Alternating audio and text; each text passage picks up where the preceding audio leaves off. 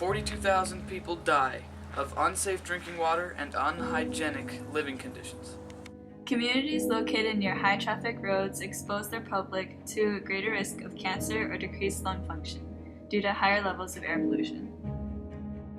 Citizens in the U.S. are drinking an average of 200 water bottles per year.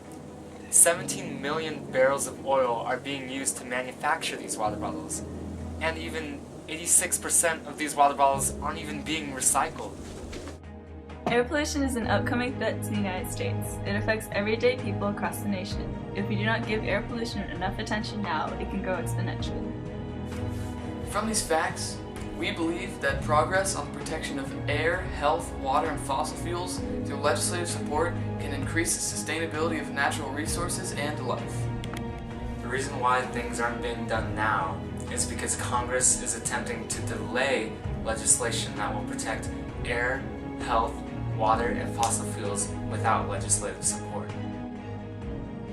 Congress fails to address and change issues that are severely harming the environment. The United States government is putting other matters ahead of protecting natural resources. While other concerns are important to our nation, the environment is slowly dying. In the past 20 years, there's little to no action that Congress has done to reform pressing environmental issues. Although there have been a number of judicial verdicts, they have altered present acts by perceiving them in a way that undermine the legislation's motive. Modern-day environmental issues can be recognized as outdated due to the readily available tools that are set out to aid in changing these problems. Laws that may seem archaic include the Clean Water Act. This law enforces the regulation of pollutants in water sources that flow through our nation and the condition of our water consumed. Some may argue that Congress needs to focus on important matters other than the environment. They must fund programs and projects that will help our nation now instead of looking into the future.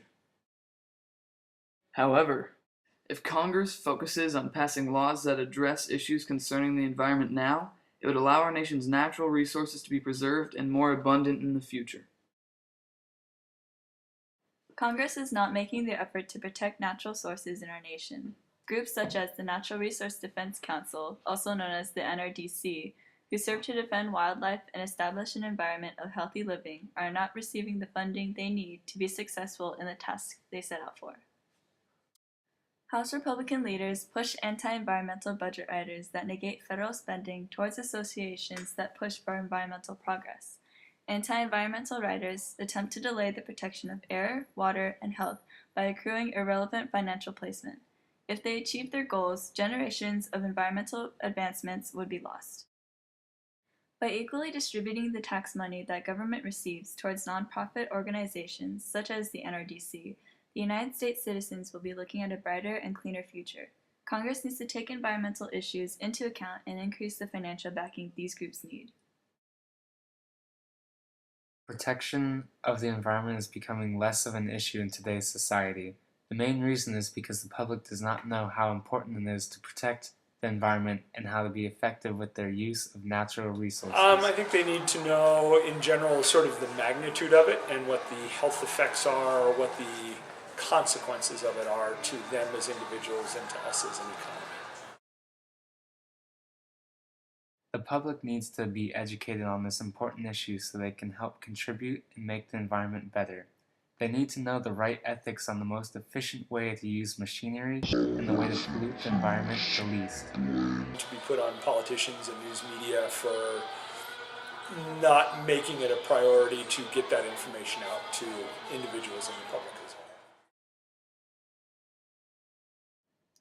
There are many types of renewable energy such as solar thermal, photovoltaic cells, wind, geothermal, and tidal energy. Cleanest one that there is wind.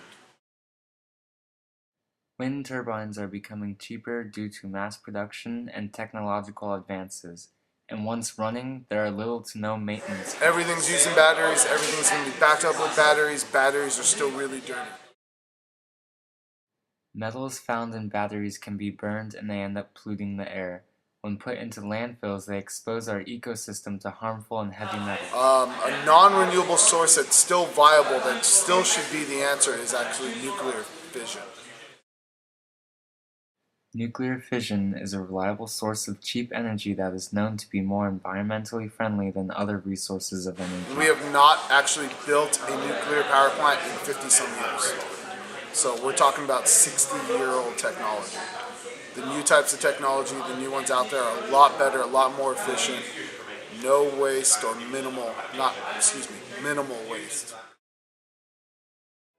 If our nation follows these proposals, we could achieve being energy independent by 2040.